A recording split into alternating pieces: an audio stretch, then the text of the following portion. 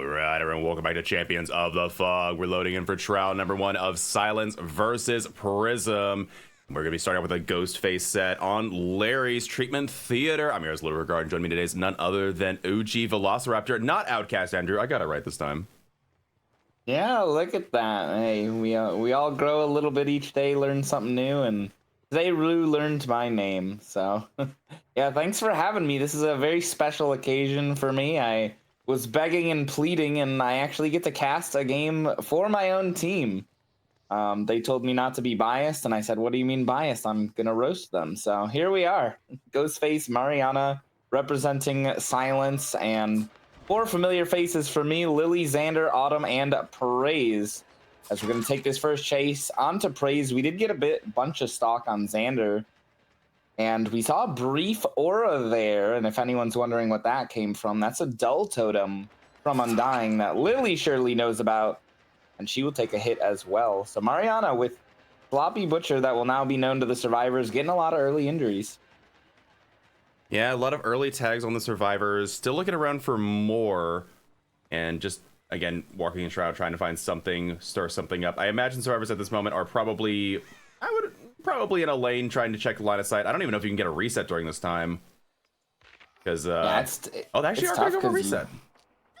Yeah, reset on God Palette with the 2 injured survivors, and you can see the other 2 survivors not really doing anything. I think that's a sign that they do not currently know where Mariana is, doing a great job stealthing around and keeping out of the line of sight. As soon as they get eyes, they kind of know where they are.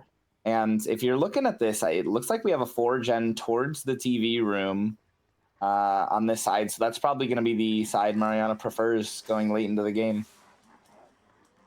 Indeed, and looks like they are going to be able to get that reset off.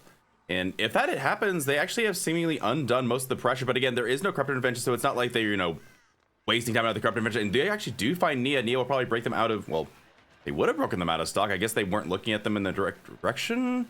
Not sure why they didn't break them out, but regardless, more for the Ghostface. They actually do have a good amount of stock. And they actually do get it off onto Claudette. Claudette can be running for their life. Maybe a hit tank, because we did see some aura over here. Maybe they can call in one, but no, I think they make it to this pallet. And actually, no, they don't. First down coming in. Yeah, with the South America all the way to West, that is a lot of ping. And yeah, anything close like that probably is going to go to the killer. Absolutely. And first hook coming in, it was a pain resonance, and they do get a little bit more stock onto Nia. Looking around, they do see scratch marks over here, so they do know there's a God Palette over here. I imagine they would probably keep a mental note of that and say that's an ideal reset spot going forward. And actually, Unhook does come in. Yeah, Adam's going to take, I'm sorry, Tap is going to take a tag for their efforts here. Yeah, we just spreading the injury, spreading the stock, and just keeping the pressure up, not really giving the survivors an inch of space to do anything, really. We know Ruin is in play, we saw the gen sparking, and we know Pain Res, so we, at this point, know the full build. And we have our tunneling chase onto Xander here, who has a nice setup. He has a window and a pallet next to each other, and this is probably a pallet you gotta break, and Mariana agrees. It's always worth a try just to see if you can catch him off guard, but it's a tough one. Xander actually yesterday participated in the top 32 1v1 tournament on DBDL, and he was about 20 seconds away from moving on to round 2, but very close, very solid player in chase. And yeah, the gen pressure is just very low. I mean, this is 1 generator. We obviously have multiple other survivors around, but I'm not seeing a lot of gen pressure right now. But we are playing away from that 4-gen, so it could be on the other side of the map. It very well could be, and it does look like they are really, favoring this area. More scratch marks being spotted here, and Tap will take a hit. Not the safest check spot to sit in, but regardless, probably going to the other side of the map. And that might be what they're doing. They might be branching down here, trying to get a couple tags or 2 and cause a little bit of chaos. And yeah, they actually do scare another server off of this generator as well. Ruin doing a whole lot of work here. Yeah, and we do have some good progress on this gen. So the gen progress starting to get there. Oh, but Xander's going to get caught off guard here. And that is going to be a down and a second hook onto Xander. And he's going to be put way in the corner here. Yep, second hook coming in. And now they're going to be very careful with this survivor, because that's the other thing, is it's not easy to necessarily hide a survivor on this map until you get them healed. And unless we see a 4 of the people come in from the survivor side, I don't know what more they can do to keep that survivor alive and Ghostface off of them. Not to mention, you got 2 relatively stock survivors and an injured survivor, so even coming in for this unhook could be risky, but they're not actually going to sit down and camp it. Instead, they're going to go and find it. And, oh my goodness, they're actually getting a lot of stock onto tap as well for a later point in the game. And now you're sitting at this pallet. This is not safe, like you said, on the ping. Regardless, and that is going to be another down. I mean, yeah, I'm about to say leave them slugging to go right back to this unhook. Actually, they hear the tear radius. Autumn is on the way. Yeah, you hear that and faint tear radius too. Autumn's also highly stocked. Mm-hmm. Now, the stock was just released, and maybe there's a chance Xander can take a hit. But no, not to be. So now we have 2 slugged survivors and our tunnel out chase in progress. This is looking very bad. Now, this is a nice setup here. True. And they do get the pickup onto Sable, though, so they are able to be up and helpful. But like you said, you've got 1 slug, you got your tunnel out on the run, and everybody's still injured. This Ghostface has a lot of pressure. You just popped the first gen. And this is looking to be a rough scenario. They do get the reset onto Praise in the meantime. And Claudette does have this pretty safe pallet, all things considered. Like, sure, you can cry and crouch this, but this is a safe pallet, right? Yeah, this is absolutely safe unless the survivor just absolutely gets caught snoozing. So, or you have an M2 killer that can get over it, but obviously not the case with Ghostface. So Praise fully reset. Lily still injured. Autumn picked up, so we know someone's over here on top of the scratch marks being here. So, yeah, Autumn's going to play this pallet, and this is also a dangerous one with the ping. Yeah, you can see halfway down to the ground, magically gets back up, does the pallet. And then goes down anyways. Yeah, it is the way it goes sometimes. But however, the tunnel target did seem to get away, and I kind of like the idea of breaking off for this anyway.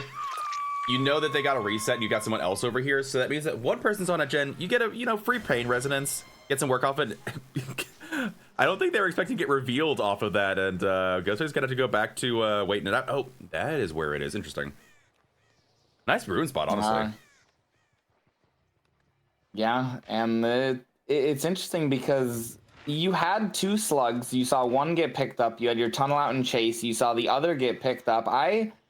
Despite being around some strong pallets, I maybe would have stuck that, but maybe it's not going to hurt Mari because she is in chase with her tunnel out anyways, and neither Tap nor Xander can break her out. And yeah, this is just going to be a down here.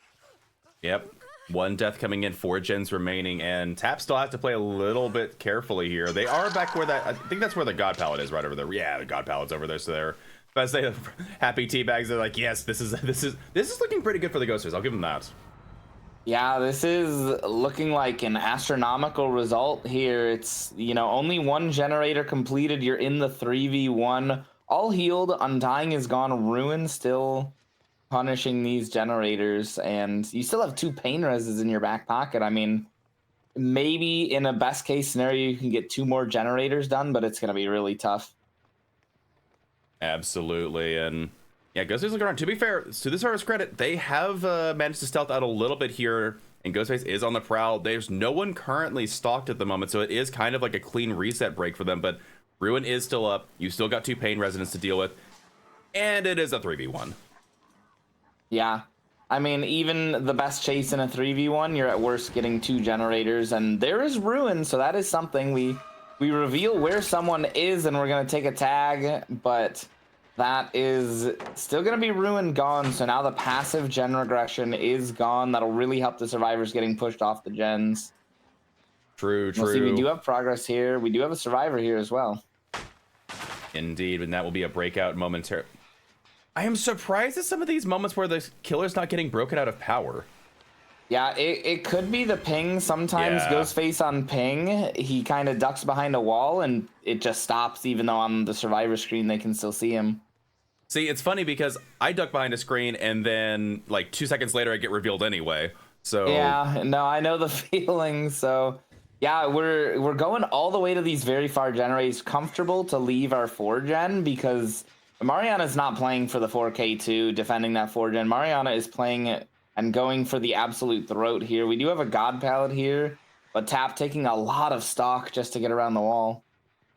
Oh, I like this mind game. I don't know if it's going to work. I think they just hold the spot. Yeah, they held the spot, and we're not falling for that. But that is going to be a reveal. That is 10% faster thanks to the drop. Was it the drop leg sheath? Drop leg knife sheath, drop leg sheath knife. One of those two. It's some arrangement of those words. And yeah, we're going for reset instead of generator. I think Survivor's really trying to stay healthy to stealth, but yeah. I also think you got to pressure these gens at some point. For sure. No, like these are the things that, like, oh my word, I didn't even see that coming. Teleporting Ghostface as we had a spectator bug there for a second.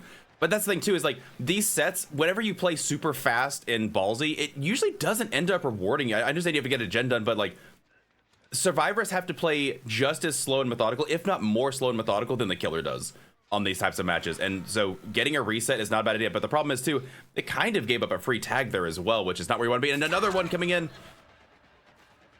Yeah, this is nightmare. It's just tough because you don't know where he is, and you're trying to move around stealthily to try and get eyes, and you end up running right into him. It's that double-edged sword where, like, hey, maybe you can sneak around and get eyes on him and know exactly where he is, but maybe he runs right into you and gets a free slap. Yeah, maybe, but oh no, they find the injured survivor. Yeah, I think at this point, maybe if you're lucky, you're going to be running in for that unhook, and maybe but I say they get an unhook here, and this might be the point where you're in this potential doom cycle where maybe you are prudent to maybe try and stick a gen just for the sake of maybe getting one more gen, give your killer a chance to have a win con they can work up to. But yeah, it's gonna be tough. It's gonna be such a tough one to come back from now.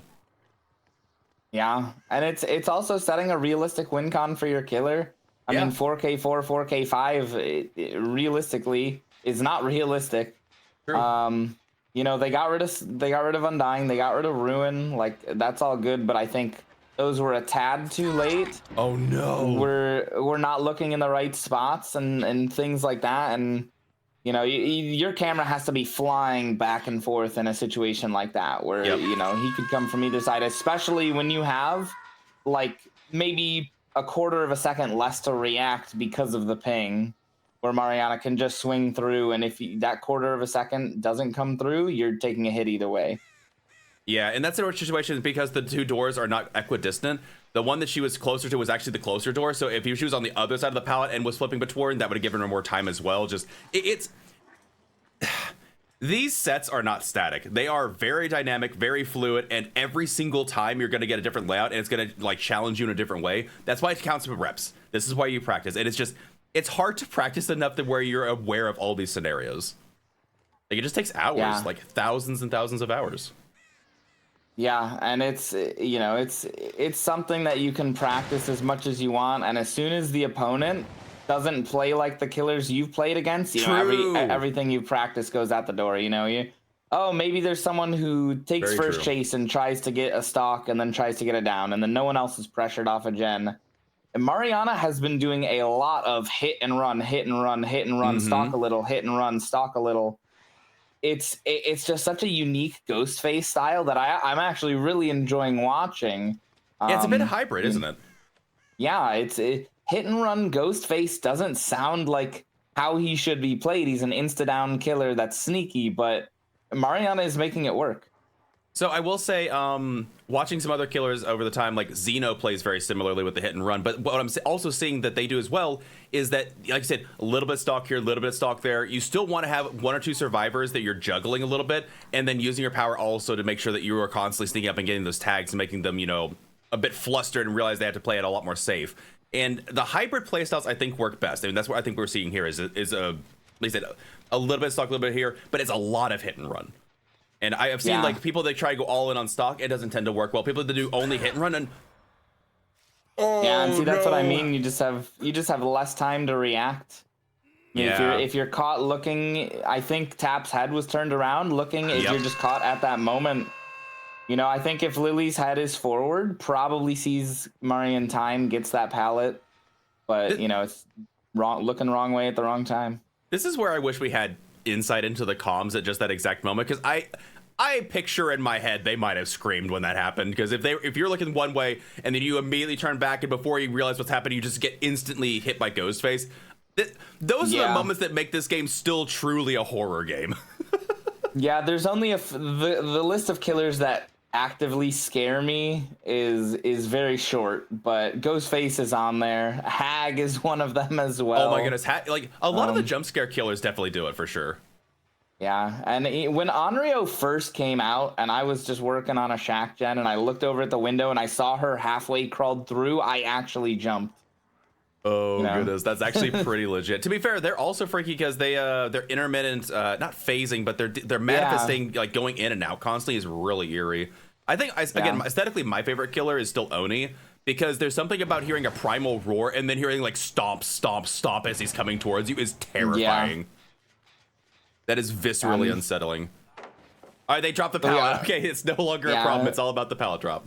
And we gotta stay on this side. Stay on this side because that door is significantly further. And there's two of them though. That's almost a guaranteed hit. Yup. And you see, even the reaction feels slow, and I'm wondering if that's them not just seeing in time because of the ping. We do see a champion of light, so we'll have a little bit of room to work with here. True. However, if you're looking at the pressure though, the survivors have done a bit of gens here and there, but the killer has not like ended the game. We've been in this kind of 3v1 for almost 4 to 5 minutes now. There's a lot more gen pressure on the board. We might actually see 2 to 3 gens being done here potentially. Yeah, Mariana is really going for the 4K4, and the problem with that could come up, I'm not sure it will, is that if she spreads herself too thin with this hit and run, you could get a gen here, a gen here, a gen here, and all of a sudden you're 4K1, you're like, oh, that's really not as great as Mariana was playing. Mariana's playing good enough for a 4K4. But I think she's doing a great job. I still think at worst she would see a 4K2 here. And we still have one pain res left, which is not Autumn, but now we're down to the 2v1, and we just, yeah, I mean, the gens, one of them is a third of the way down, the other one's approaching a quarter of the way down. It's just...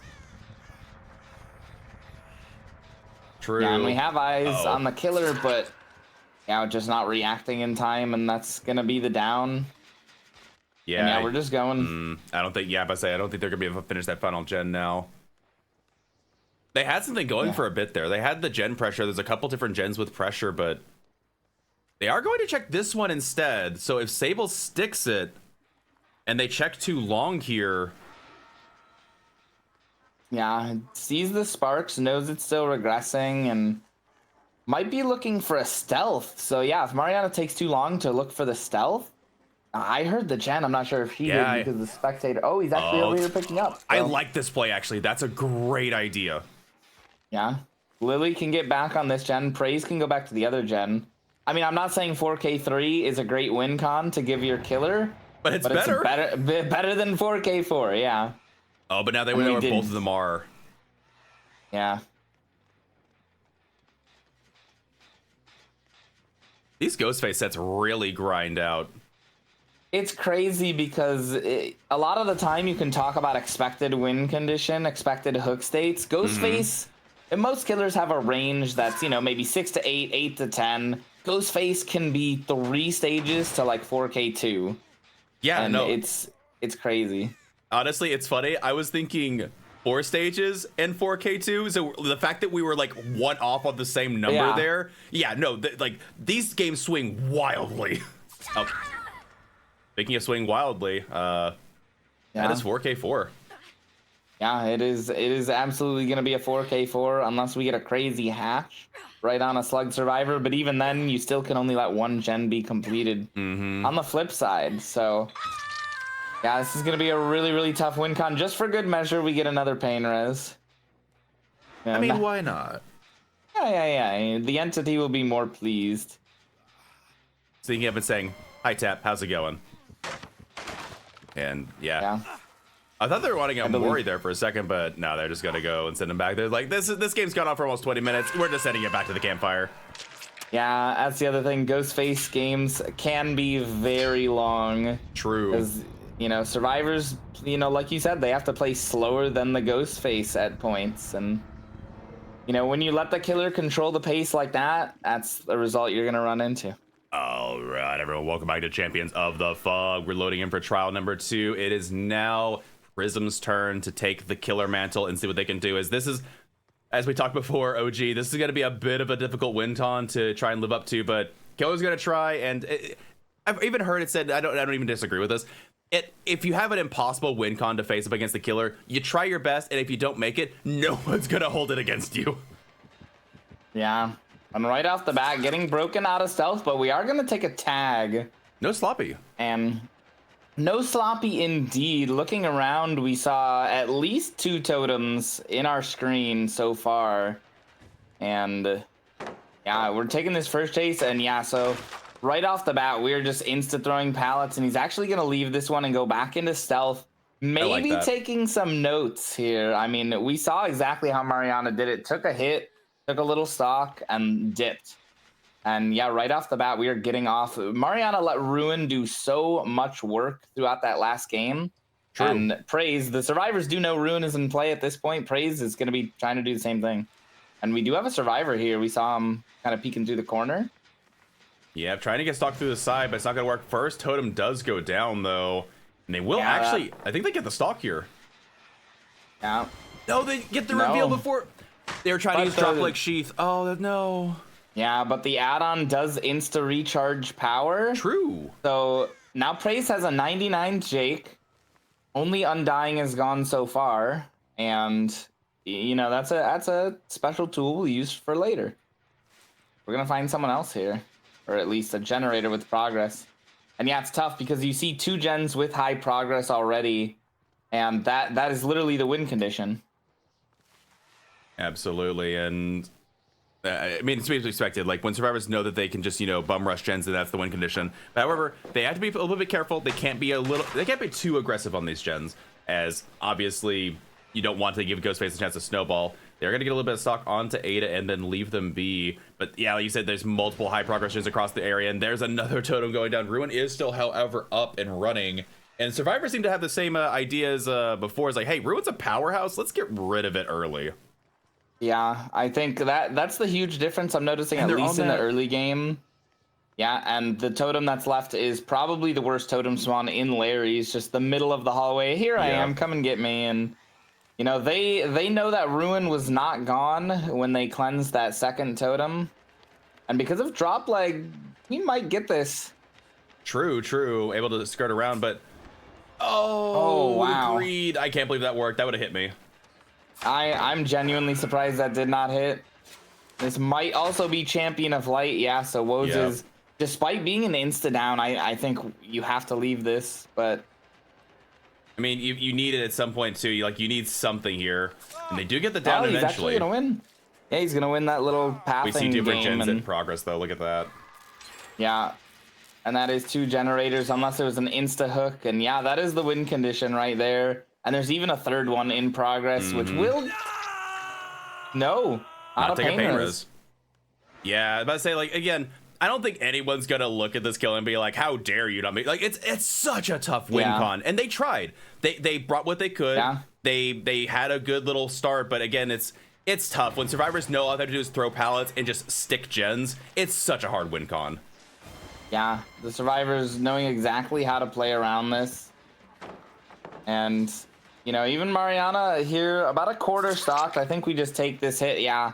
But it's just tough because you're already at 2 gens, and it's just the mentality of like, hey, do the best you can, take it into next game, and you know, everybody watching knows this was a difficult win condition. You don't have to worry about not meeting a 4K4. If you did, I mean, you know, we're gonna get you a nice big cake or something, but.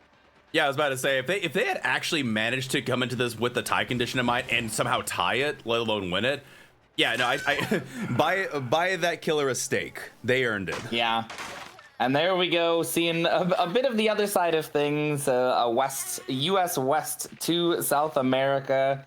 I don't think we could directly see the ping, but they're probably all pushing 200, if not over it. Very likely. Yeah, that is going to be a hit right there. We're also going to see someone going, and that's Nervo reacting a little late, and he's going to get close to halfway stocked because of that. True, running around the side. This is not the God Palette area, so Had to be a little bit careful there, leaving him nicely stocked. And again, we might still see a really decent result from this game despite all the setbacks. Just holding on, stalking. There's the 99. There's the drop HP. There's the 10%, and they probably will get the down here. And this pallet is gone, and yeah, this is our second hook onto Jake. So I mean, if we finish this tunnel out onto Jake with 2 gens still left, we still could be looking at a 4K2, which is still a very, very solid result. Just in this set, unfortunately, not enough to win. Indeed, and finding another group. That's another instant down coming in. Again, we're seeing a little bit of that hybrid play come in, a little bit of hit and run, a little bit of stalk. Yeah, forcing the walker pick, that makes a whole lot of sense. But that tells me that they're probably going to end up finishing a gen. No. Nobody is close enough. Someone is going for that unhook. You can get this hook and get back to that. The generator in main close, but pain resed. Indeed, and yeah, what I say, we could still see a 4K2 here potentially if they've got a little bit of a snowball going here. Yeah, unfortunately revealed from the hook that time. Picking main, and yeah, surprised we're not going back to the unhook for the Jake, but this pallet also gone, and yeah, this is also going to be a down, so the momentum is starting here. You can slug that, but we're not going to. I think our last pain res should be Ada. I think you might be correct. Yeah, and now we're kind of juggling survivors here. Now, in the 4v1, this is long-term going to lose for the killer, but the hook states are starting to add up. I mean, Mariana and Jake both on death hook. Nervo been hooked once. You still have a pain res in your pocket with Ada, who is right here, and over 75% stocked. And they are going to go for the... I don't know if they mentioned that reveal or not, or if it's just to push them away. But I say, yeah, you could try and confirm this stage onto Nancy, and then you're not in a bad spot if you do. Yeah, I mean, here's what the thought is. If an injured survivor cannot go for an unhook, if the killer is camping, for obvious reasons, they go down. If you expose the survivor, they're in the same boat. True. So Lewis, if we decided to camp Mariana, which we're not, Lewis could just not get the unhook. And the only person who they could send in is the Jake on death hook. So true. Yeah, They got we two have a separate couple gens though. close. But Yeah, main and that one. It looks like they're sending Jake in for the unhook while, you know, Ada waits out their exposure time. But getting a little bit of stalk in the distance and not quite able to get that last bit of stalk there. I'm curious if we'll see something similar that they did to Myers to Ghostface. But actually, Nancy's still in the area. That's going to be a down. I was going to say, Nancy did not leave that area, and that is actually a kill onto Nancy. So we know we have another gen high prog. It's main, but we have 2 survivors on death hook to get it into the 2v1, and you have a pain res. That's and main not 75. ready to pop. Yeah, not ready to pop just yet. Good heads up play from the survivor, though. Their positioning on that gen was definitely in a way to make sure that they couldn't get stalked too much. Actually, losing the killer a little bit altogether. I'm actually not sure where they ended up going. We're still in a position where we could see a very, very respectable 4K1. But yeah, true. You know, we're at the 3v1. You know, we have power back because of our driver's license add-on. It's a good add-on. These I like gens, where's the third one? We have the library, we have main, we have Ada, who is our pain res and has no stock, so I think this is just a hit and run. Yeah, but I say this is definitely a bait chase, as we know that Jake's gonna be working on the gen this whole time. Might even be doubling to it, and yeah, the killer's just gonna go right back. They got power in hand. We'll see what stock they can get off onto this generator. Or they're just going to jam. Yeah, they are just doubling, knowing they can finish it, the 2 of them together. And can we get a kick? Oh, he gets the grab. Oh, the firecracker, but he is going to be able to avoid that. Oh, he's in a locker. I say, oh, new head was almost a head coming. on. Yeah, they do get the head on off. However, that means that this could still be... Wait, Ada's fresh, though, so they could be getting it fresh out here. Yeah. All depends on where this exit gate is. Is this the one they're working on? I think it might be. They're running to it. Yeah, of course they're running to it, and that is going to be 4 stages out, it looks like. Yeah. And now it's all determined to... I don't hear Hatch. Nope. And Jake, well, our killer found Hatch. Killer on did the find way Ash. to Jake. Yeah. So all we gotta do is find Jake. He's right to the left here. All right. Well, how long this game continues on is how long we play hide and seek. True, and as far as stages, it doesn't matter. Oh, they find them. Okay. There we go. Are we gonna get a selfie? We are gonna get a selfie. So yeah, I think given the win condition, I think a respectable result. You know, maybe could have had more if they had a different win condition to play for. But overall, not too bad. But Silence takes set 1, and we're gonna go to Dredge. All right, everyone, welcome back to Champions of the Fog, locking lockers, and you know what time it is. It is time for the Dredge. We were talking a little bit earlier about which map is preferable. It depends on your preference a little bit, but obviously Hawkins offers you a couple more safe rooms where maybe the killer doesn't get Killer Instinct. And speaking of Killer Instinct, not finding one, but we already see survivors in the back. What do you expect to see here? Yeah, it's going to be interesting. Every Hawkins map has at least one corner where there's just no lockers in a room. It's can the survivors identify that room and take all their resets to there? It makes it very hard for the Dredge to use his mobility. We have back-to-back indoor sets, which is interesting. It kind of seemed like that was the goal of this killer pool this week, but you know, Dredge a lot more mobile than a lot of those other killers.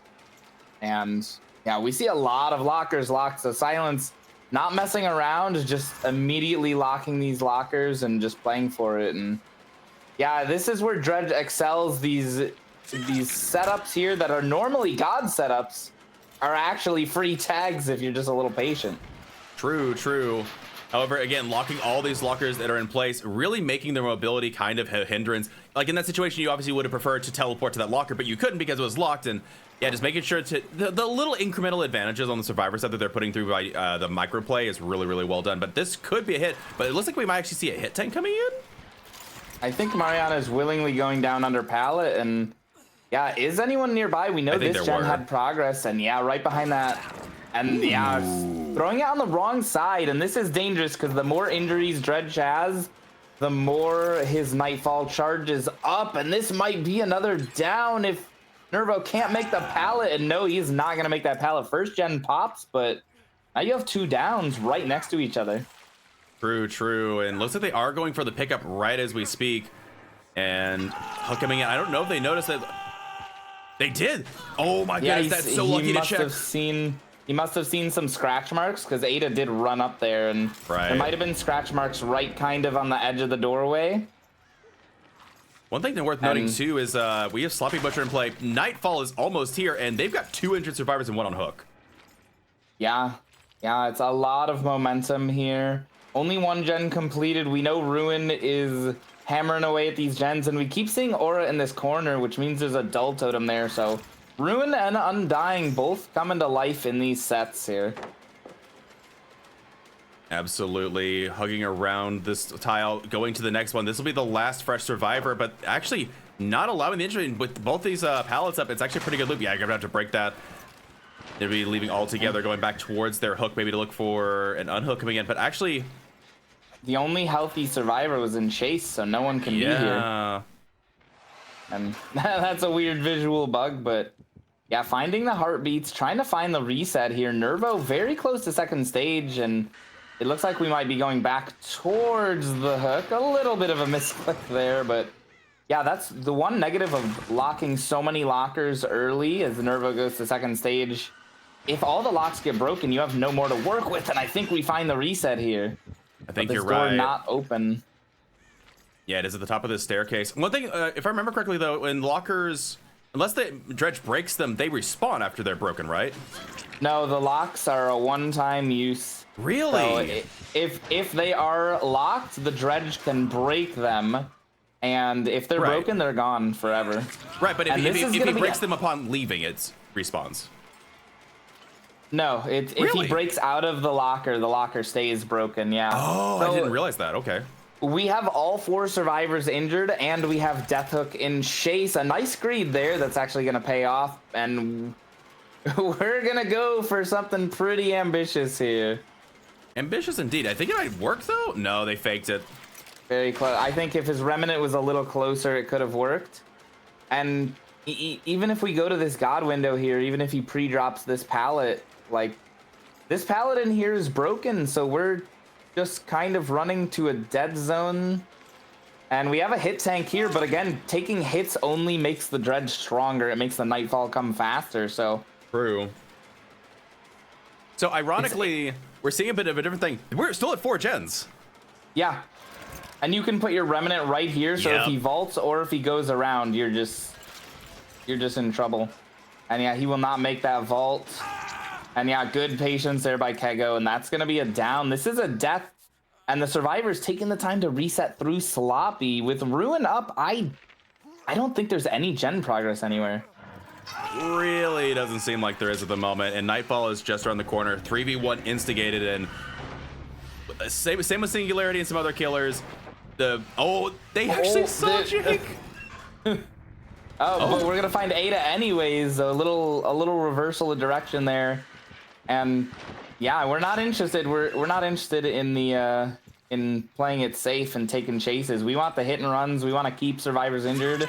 That is the goal with Sloppy Butcher. It's you know, it only works if survivors are injured. And in Nightfall, finding survivors just so easy, and a extremely nice cutoff there. And Mariana's gonna go down, and we have no interest in picking this up.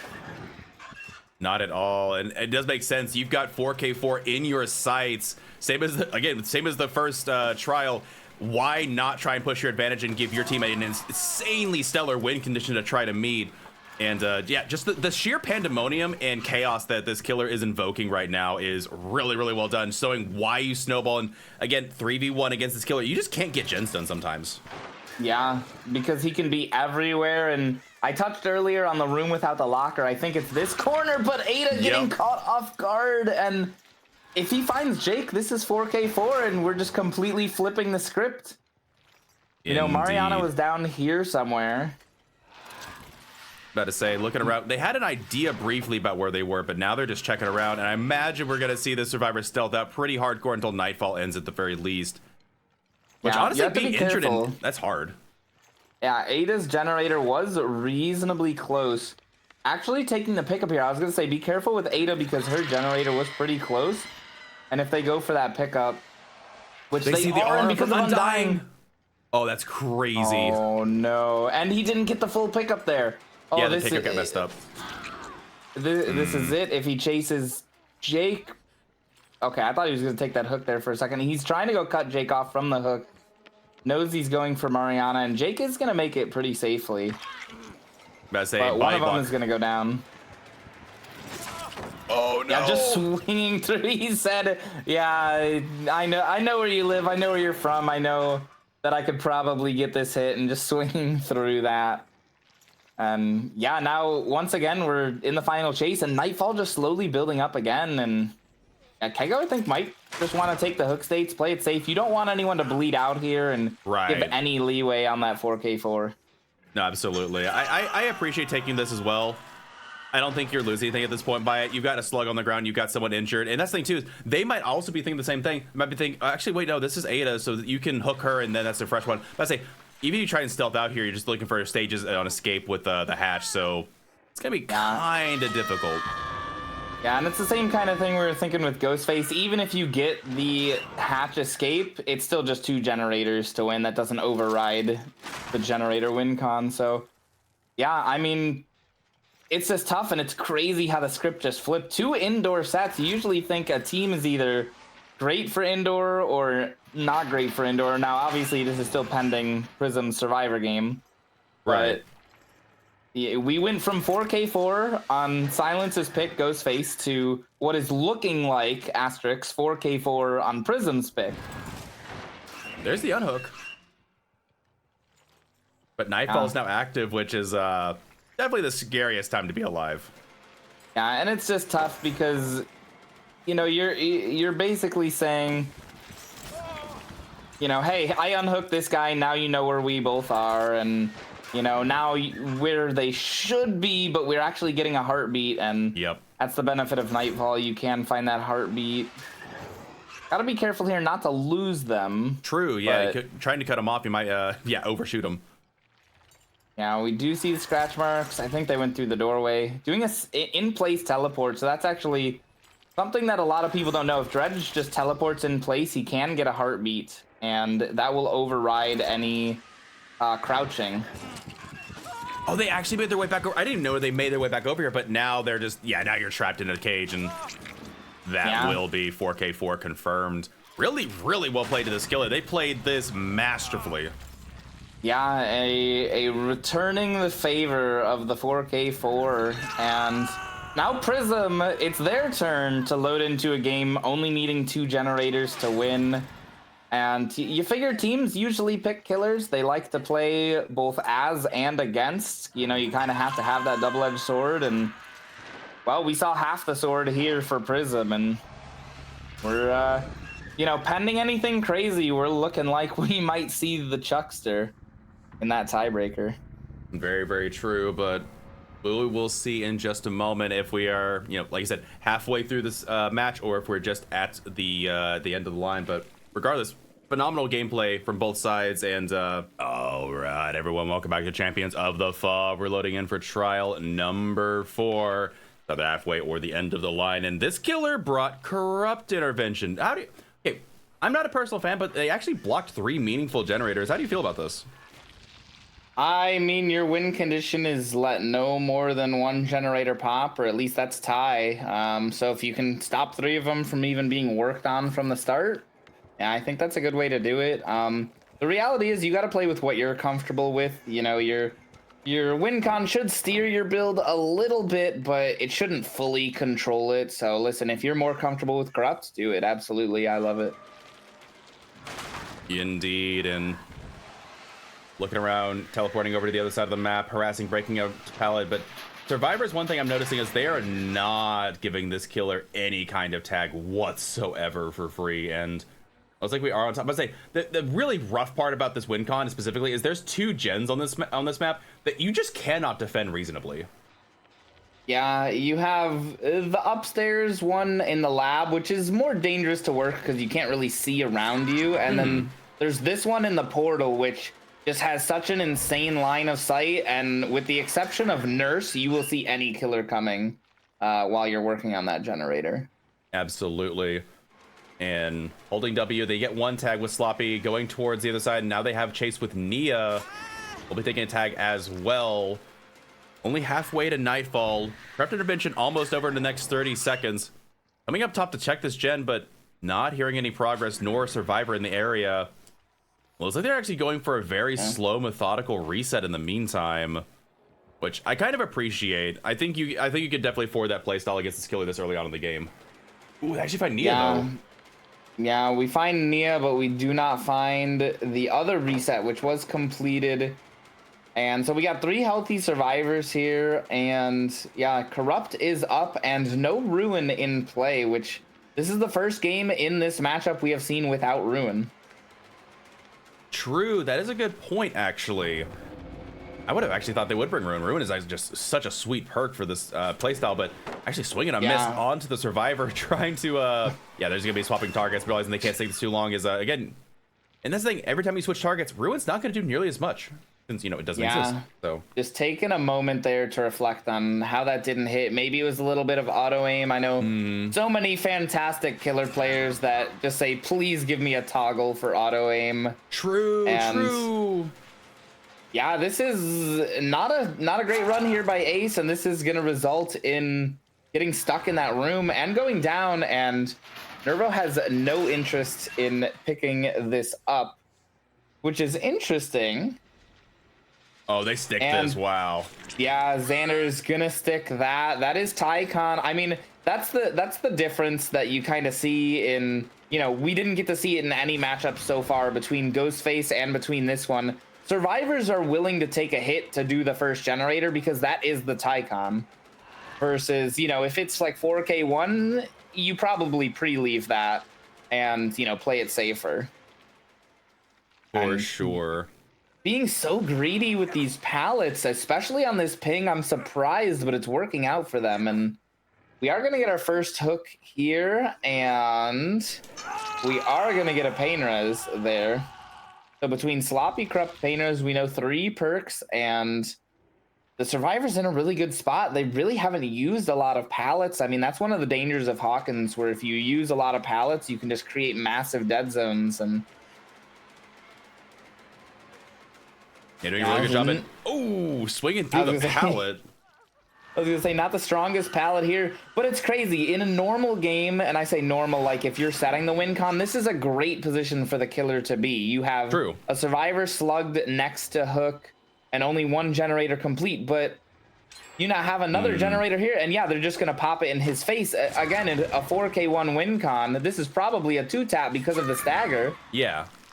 Yeah, the killer is in an amazing position here, and they're playing amazingly, but they've already lost because of how the other game went. Yep. Very unfortunate for this killer, as again they were just given a win con that was going to be insanely tough to beat, and they tried. They have a lot of good pressure. Like you said, this under other circumstances, this is a phenomenal thing. And to be fair, they are going to still play it up for the best possible result and show like, hey, under other circumstances, I would have actually probably showed up and, you know, we would have tied or beaten you, but it's just the way it goes, and still playing really, really well.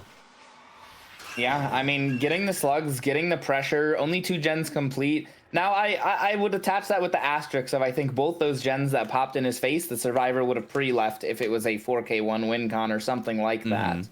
You know, but when they know they can finish, we saw it at the end of the Ghostface game when they were doubled on the generator silence, and it was their last generator, and they were like, yeah, we're going to take some hits, we're going to take it down, but, you know, we don't care because we know we're getting this gen done, and it didn't for so much matter for the result. Survivor, same kind of thing here. It's like, well, you can down me in 2 hits like really quickly. I don't care because this generator wins the game. Exactly. And Stars know that they played to the win con, and it is expected. And we will be going to set number 3 because of this game, but still playing it out very, very well. Stars definitely, after getting the win con, they're still, you know, kind of clutching up here and saying, okay, we got our win con. Now let's see how far we can push it ourselves, even though the killer's definitely gonna be playing for the best possible result and getting it down under the, oh, another ping hit. Oh, that's rough. Yeah, unfortunate there, but yeah, again, Nervo playing this great. Like, actually, this is a fantastic killer game from Nervo. It's just the 4K4, it's just not enough. You know, and that like feels bad to say, like, oh, your fantastic game is not, but that's just the reality of the win condition. Absolutely, and finding Survivor tucked into this corner, the only healthy Survivor remaining. They do have a pallet, though. Going to be reading that pallet altogether and saying, nah, I'm going to go to this other area, and checking around, looking for any sign of life. And they do actually find one, but I think this is just the, if I say it's just the slug. Yeah, well, that slug was picked up, and Xander here is going to go to stage 2. And we're, yeah, just confirming that. Xander on stage 2. So only 3 hooks to our name so far. Survivor's doing a fantastic job. But now it's interesting because now we'll see the Survivors play more of a, like, methodical and air quotes normal game. Because it's like, you know, we are not playing to win anymore. We already have one. We're playing for best results. So now it's going to be interesting to see if the early momentum from playing kind of aggressively for the win con will end up giving them a worse result, or if they'll be able to play methodically and get a good result, you know, a couple out here and there. Right. And no, to be fair, they still have all 4 up. They're not chasing their tunnel target at the moment, so they are, you know, they're not in a bad spot to say. Crazy wild swing hit there. Yeah. Praise living in the westernmost part of the United States, and with Eruption, we see an aura here, and yeah, it's pretty easy to mind game a Survivor when you can see them and they can't see you. Absolutely, and that is going to be another hook coming in. I believe this is, yeah, this is Nia's first hook. So they are getting their pain res. Survivor. It's just so weird because, like you said, if this was any other game with a different win con, like this would be like crazy, and like the both sides are playing out of their mind right now. After you clutch up the win con, it's, you know, still playing on like this is really, really good. There is somebody inside here. Not sure where they went though. Looks like they left the building altogether. Yeah, and this one was the one that got hit by pain res, so still regressing. We did have a heartbeat back here, and we have 2 heartbeats here as well. Yeah, nice pre-drop there, getting it on the correct side. With this door closed here on our left, it's a lot safer to drop from that side. Kind of like the Ghostface God palette we saw in Silence's killer game. You know, 1 door closed, 1 door open. You definitely stay on the closed door side. Absolutely. Still in Nightfall for another 15, 20 seconds or so. Looking around, and they do actually see the server over here. This is definitely an unsafe pallet, but not even using their power with the Remnant is just going to be going for the down. Imagine seeing yeah, there's the unhook coming in, and maybe even be able to get our double reset if 2 survivors are over there. Nah, just a single survivor. Not there. They do have better than new, so they are going to heal. I believe it's 16% quicker, and with a hook not that close by, we probably get that reset off. And yeah, the reset does come through. On to Autumn. Ray's still injured. Looking around, no killer instinct, but they do see scratch marks running back into the map on the side. Holding this, and it is a healthy survivor, so yeah, survivors are definitely holding this game back just a little bit. As after that, like I said, after that initial win con, they definitely had a crazy snowball on the horizon. Yeah, if Nerva was setting the win con, I think we could be 4K2, 4K3 territory. I still think we could in this game, but the survivors, they're playing super calm. There's no, there's no stress at this point. You talk about the mentality of the game. They don't have to pop another gen. They would like to. They'd like to pop 3 more gens, but they don't absolutely need to pop another gen, and they're still fine. But I'd say this is a really good chance to see if we play this game really slow, really methodically, what can we pull out of a win condition like this. And it looks like worried about someone coming in the last second, but I think there's no one in this area. I think they're content to let Arya die here and work on some gens, and that's going to be the case. We see 2 different gens of decently high progress. Yeah, we'll take a tag over the top here. This is going to be another eruption being applied, but that means that this gen is quickly approaching the regression limits. Yeah, that's at least 4 or 5, and with eruption, that'll be either 5 or 6. And yeah, this gen is also gonna pop. Praise getting that one done. Arya is going to die, and it was interesting because Xander was the one going in for that unhook, maybe thinking it was free, but the Dredge going just at the right time. And if Xander ended up trading, Xander would have just been dead because Xander went stage 2. And a really nice stun there, and that is on extremely high ping. Yeah, I was about to say, like, that's the first real stun of the game I think we've seen. Yeah, I'm not even sure we saw a stun in the previous Dredge game. True. In between both of these games, I think that's the first pallet stun. Just a lot of that is because of pre-dropping, Right, yeah. On a map like this, none of these pallets are really playable. Where you sit on a pallet and you play the 50-50. They're all just kind of drop and run. There's the 2 in this room. But you see, if you end up playing it like that on the weak side, it's just a 50-50. Indeed, and with Nightfall still being active, 1 survivor injured, 1 survivor on the ground, and 1 survivor healthy, we might be seeing, and they actually catch the pickup. Does someone has anything necessary? Both of these pallets got dropped at one point. Yeah, I think that's true, and that was the bait. Waiting for the pallet drop, fantastic patience by Xander, but the killer is, 90% of the time, the killer is going to win that long term, and just a random TP here, and we're actually going to see a 4K2.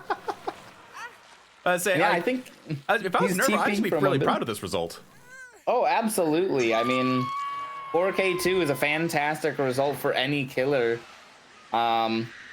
Maybe you can attribute some of it to the survivors playing way more aggressively, giving more tags to pop gens, but at the same time, they definitely slowed things down, played more methodical, and after that only got 1 more generator.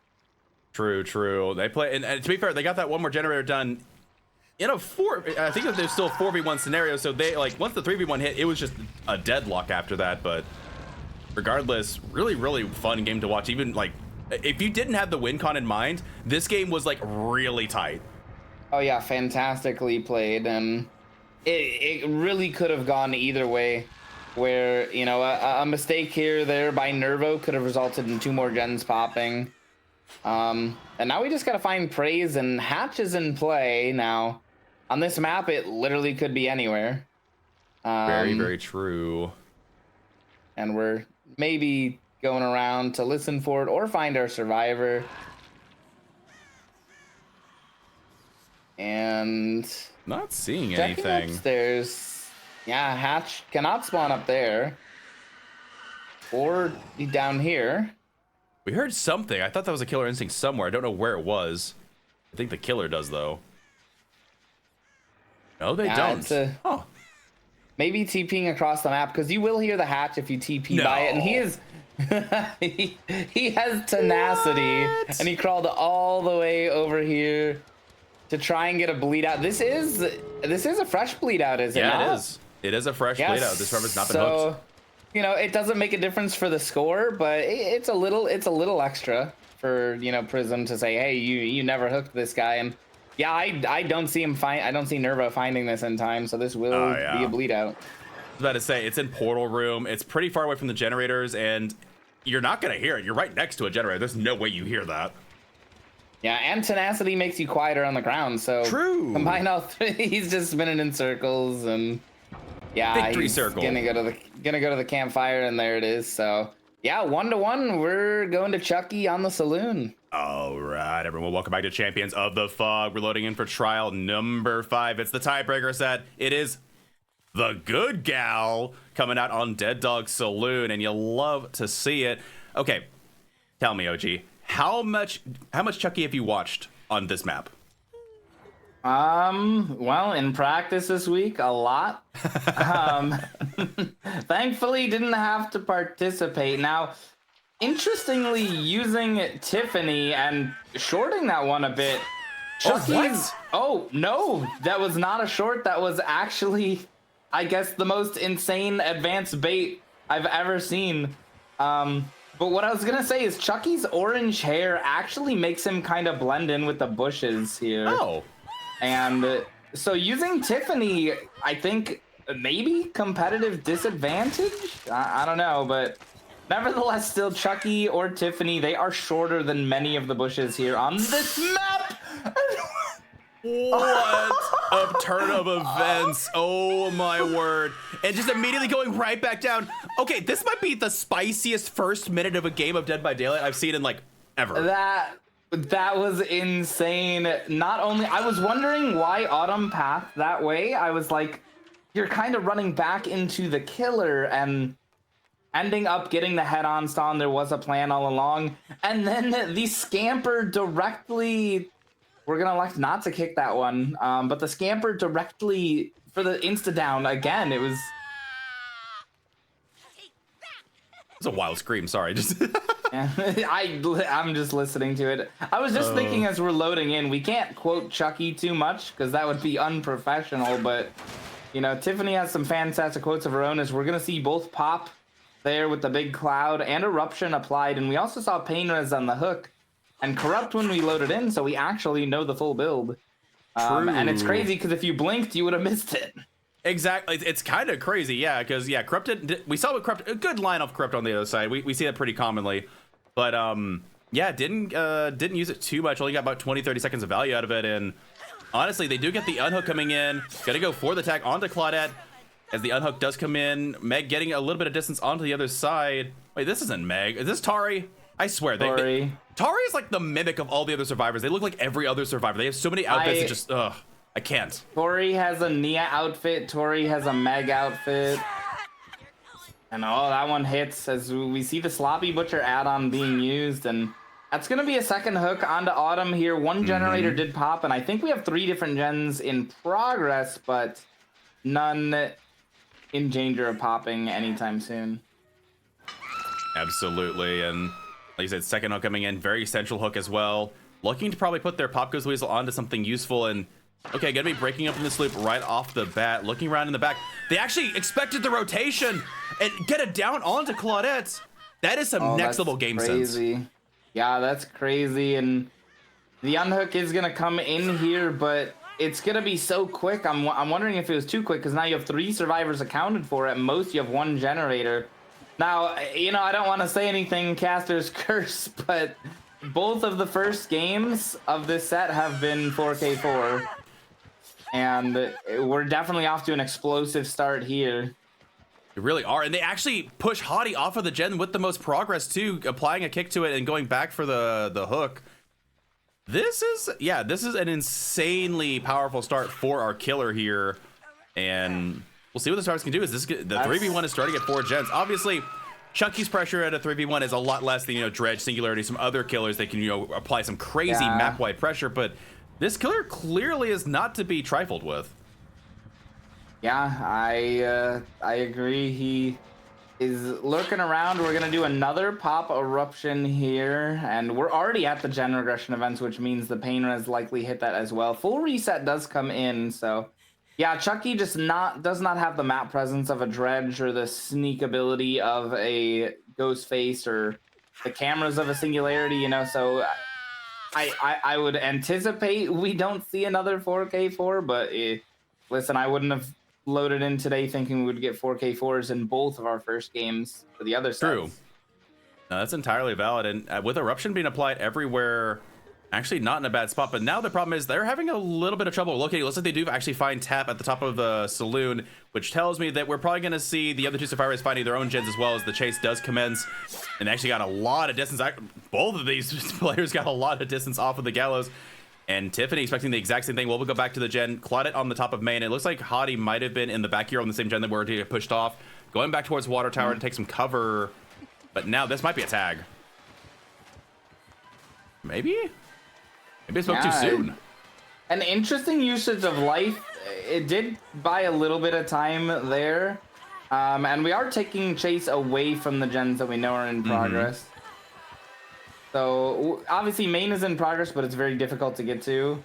And we're gonna play this palette up here in the front, which is a really interesting palette to play. And yeah, it's like one of the stronger palettes on the map until you throw it down, and then it's one of the weaker palettes on the map. Exactly. Like you even said, it's on this ping. It's probably going to be a bit spicy. It looks like a pain burst will be coming in. We'll stop the jet up top from finishing. We did see Eruption play onto the one that Tap was doing, so they're definitely holding down the fort with these gen regression perks. This is a really strong combo, all things considered. They didn't get that from regressing, so it's going to continue regressing, but that also means that if you can't apply Pop, can't apply Eruption, and second gen will go down, chasing around main building. This might end up being a, let's say, last second hit onto Claudette. We'll see how they play it around, and they actually get the tip of that swing. Yeah, Chucky's hitbox, it still confuses me to this day. The unhook comes in, but when it looks like he swings too short, he hits you anyways. So, yeah, Chase coming back to main. Main the most progressed generator. We're still showing Gallows as yellow, so I'm wondering if that's just a visual bug or it if might that's be the a one visual. that popped. I thought that was the one that popped. But yeah, two of these, well, at least this deep Cactus gen popped here, so we avoid that 3 gen. Indeed. Either that or... Yeah, no, that's just a visual bug. I've seen that actually a couple times this past 2 weeks as there's just an eruption bug. But are they up top again? They are cranking away on it. We've got everyone injured, but you got to find someone that's not going to give you a hard chase, and Claudette's very well aware of the position of this killer right now. Well, I say that maybe they don't. They don't! Yeah, and that vault not gonna work. That vault almost always a medium vault. I've never seen someone get a fast vault on that one, and yeah, that is gonna result in a down and another pain res, which will hit main, or should have hit main. And we're gonna go look for our other survivors, both injured right now. And I think they're working on the gallows down on the side. Oh, they're coming in for the unhook. And they actually... Oh, I thought they were actually going to get it. Yeah, that was unfortunate. They're going down right in front of the hook. And now, you know, we didn't get another 4K4, but Lily is the only thing standing between a 4K3. Yeah, I was about to say, this is where your stealth pays off if you can help it. But, like, honestly, at this point, I don't know what you do. Looks like they are going to go for the unhook here. Trying to go around the edge. If that had hit, that would have been really impressive, but they actually did get the pick. Yeah, I would have thrown the challenge flag on that one, but it did not connect. And, you know, Lily, I think playing that correctly, but, you know, Nervo just snuffing it out. And now Xander is the only thing between 4K3. And with this door broken, yeah, Nervo could kind of sneak anywhere. True. However, the Survivor has been on the ground for a little bit, so they are ready to be picked up. If they can sneak over there, might be able to get it, but yeah, I think Killer's very well aware of that fact. You could honestly also just go for the hook. Yeah, they're gonna go for the hook. Yeah, Hattie is crawling away. Xander in a locker.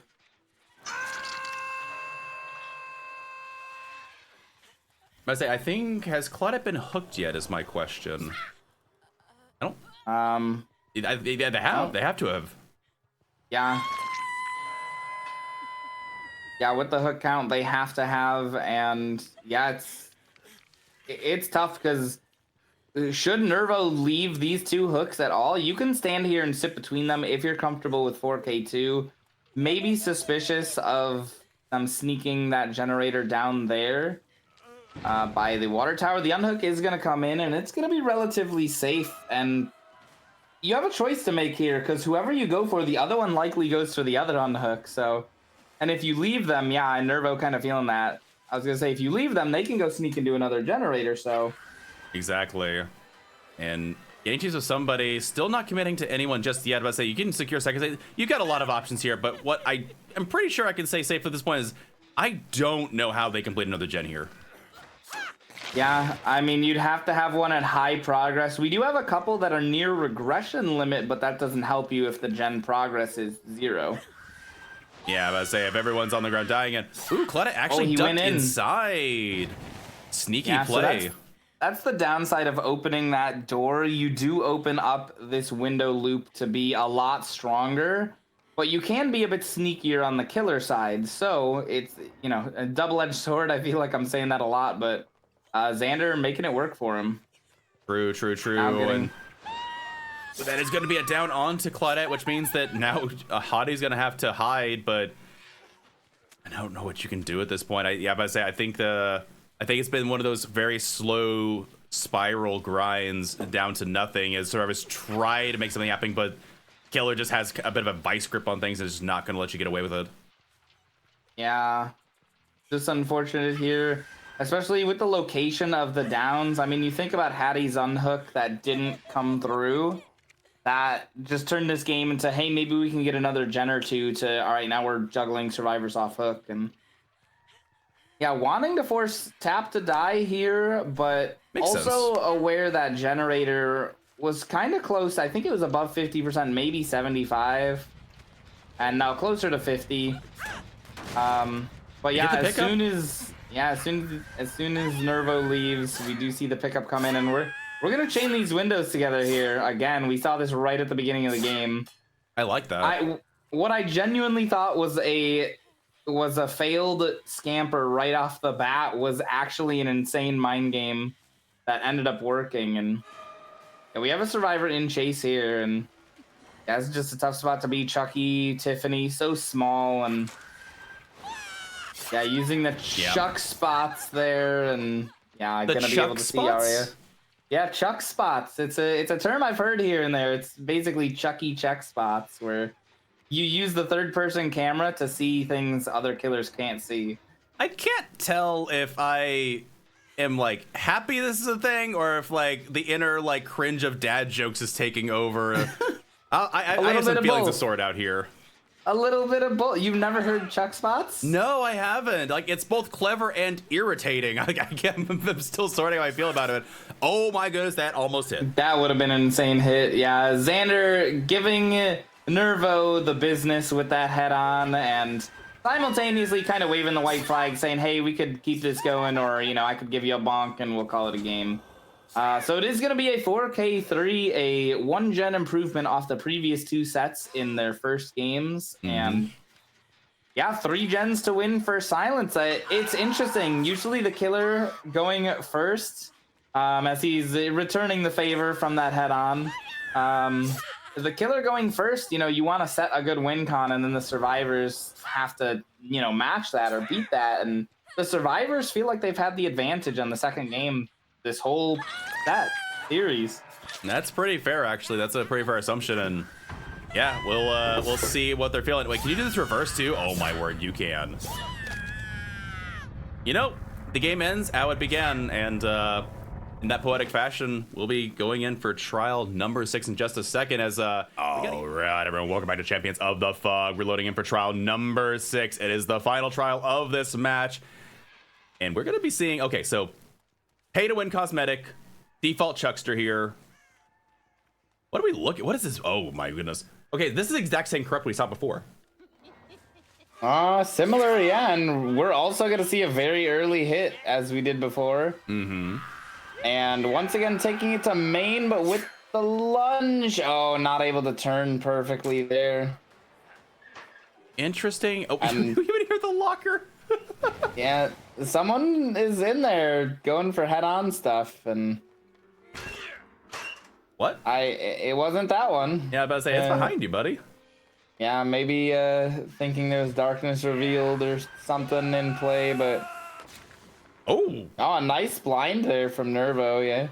The Chucky player knowing how Chucky works, we see that a bit often, and yeah, a slightly different build. We see that gen already regressing because Ruin is in play. I don't hate that, actually. Ruin seems like a pretty good pick when you know you've got to harass and cause as much chaos as possible. Ruin's going to get you a lot of value.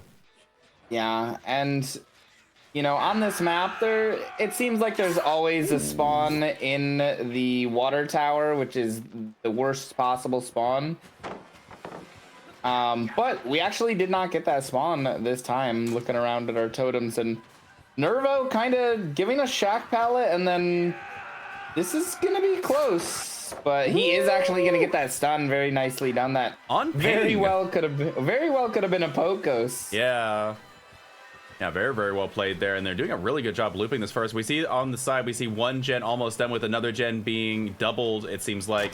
Taking the chase back to Shaq. And like you said, this killer, or this survivor knows exactly how this killer's play, as they did play it previously. They're holding this spot really, really well, and first generator down, second generator on their way. Tie condition almost met. Yeah. Not going for the scamper. Pallet. Yeah, I was thinking the same thing. Maybe thinking it wasn't sharp enough of an angle, but this window now blocked with Shack Pallet gone, second generator popping, so Silence at worst is going to have a tie here in this set. Absolutely, and oh, great attempt. Still not seeing the down, yeah. We're just sending it right now, and Nervo doing a great job getting around objects. Absolutely. Gonna make it to a strong pallet, and that is gonna be a swing through. We do see Undying at the top of the screen there. That one is a scamper. And yeah, I think this is just the last person you wanted to chase. But the down will come through.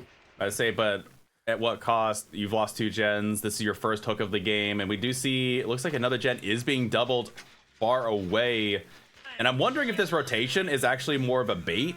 Like they're just gonna go in immediately for the pull, be like, all right, we can't be punished here because you're gonna go and check this gen, and we're just gonna go immediately. You see him sneaking off, and yeah, we're gonna see an instant pull here, I think. Yeah, likely an instant pull. We do see the survivors here. We do see the double. And I believe that was maybe a sprint burst trying to get away and getting blocked by their own teammate. That's going to result in a tag. And this is where Ruin comes in if you can keep the serves off that gen. But knowing it was doubled, you're likely having another survivor go back to it. And right there, using the Chuck spot to see exactly where the survivor is going. Ooh. Oh, and a little too hard of a flick.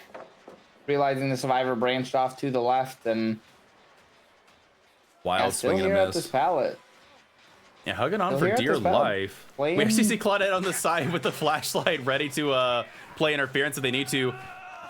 However, that is not going to be enough, and they will get through the window in time. Yeah, trying to get through that window. We are going to end up taking the vault. And Woz is going greedy from the window, but going to make it to this pallet, but not able to react in time. And this is one of those pallets where you just can't see Chucky when you're on that pallet. He is just too small, and he can just hide kind of behind the water tower structure. I thought we were going for a basement hook for a second, which I don't even hate, but yeah, getting a pain res here I think might be the ideal scenario. Oh, all right, that was just giving us a little bit of an aerial view there as we're gonna chase Luix off of this gallows generator, but we know this other one down the road is being pushed. We see the sparks, so Ruin doing its job, and we see another gen, and this is Nervo again, who gave such a headache in that first chase. I'm not sure you want to chase this, but that is an early tag there, but likely gonna go straight to main. Yeah, no, that's absolutely fair. They're going straight to main. What's interesting too is they're not even bothered with Ruin. They're like, yeah, we can fight through, and it's fine. They're pretty confident about this. Yeah, they know about Undying too, so I think they're thinking, hey, we can power through one more generator rather. And that was a really nice scamper. They're thinking we can power through one more generator rather than. Interesting. I felt like that was late, but it worked out for him. Might be ping. And yeah, it could have been. Speaking of well, ping. yeah. Speaking of the ping.